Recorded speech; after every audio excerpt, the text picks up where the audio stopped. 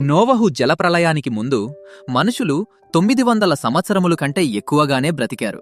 కాని మనమిప్పుడు 70 సంవత్సరాలు కూడా కష్టంగా బ్రతుకుతున్నాం. ఎందుకు? దేవుడు మారిపోయారా?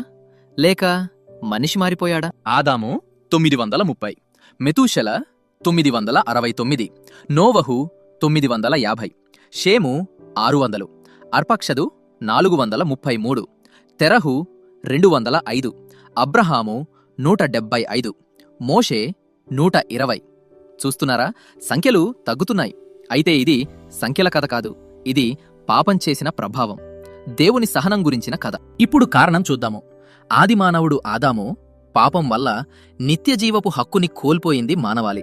తదుపరి కాలంలో దీర్ఘాయుష్యుతో దేవునితో సంబంధం ద్వారా తిరిగి ఆ హక్కుని కాపాడుకోవలసిన మనుషులు వారి ఆకృత్యాల వలన ఆ పాపం పరిపక్వమై దేవుని తీర్పుకి గురి అయింది. దానికి ఫలితమే స్వల్ప ఆయుష్షు.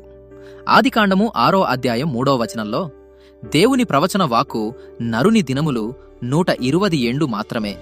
ప్రళయం తరువాత మనుషుల జీవితకాలం ఒక్కసారిగా కాదు, క్రమంగా తగ్గుతూ వచ్చింది. నోవహు నుండి అబ్రహాము వరకు సంఖ్యలు పడిపోతూ మానవ జీవితం బలహీనత వైపు సాగింది. ఇది కేవలం జీవశాస్త్ర మార్పు కాదు, ఇది ఒక లోతైన ఆధ్యాత్మిక సత్యాన్ని ప్రతిబింబిస్తుంది. మోషే కాలానికి వచ్చేసరికి మన ఆయుష్కాలము 70 సంవత్సరములు అనే వాస్తవం స్పష్టమవుతుంది. దీర్ఘజీవితం నుండి స్వల్పజీవితం వరకు వచ్చిన ఈ మార్పు మనిషి దేవుని నుండి దూరమైన ప్రయాణాన్ని తెలియజేస్తుంది. గడిచే ప్రతి సంవత్సరం, ప్రతి బలహీనత, ప్రతి మరణం మనకు ఒకే విషయం చెబుతుంది: ఏదో మూల తప్పు జరిగింది అని. దేవుడు నీ జీవితాన్ని సంవత్సరాల ద్వారా కొలవడు, నీ విధేయత ద్వారా కొలుస్తాడు. ప్రతి మరణం ఒక సందేశం, ప్రతి సంవత్సరం ఒక హెచ్చరిక. ఇది చరిత్ర మాత్రమే కాదు, ఇది ఒక హెచ్చరిక.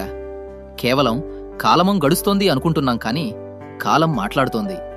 నరులారా తిరిగిరండి అంటే ఇది మంటికి పిలుపు కాదు, మార్పుకు పిలుపు. ఒక శుభవార్త: శిలువపై మన కొరకు ప్రాణం పెట్టిన ప్రభువైన యేసువైపు తిరిగితే మరలా మనకు నిత్య జీవము, ఇటర్నిటీ విత్ గాడ్.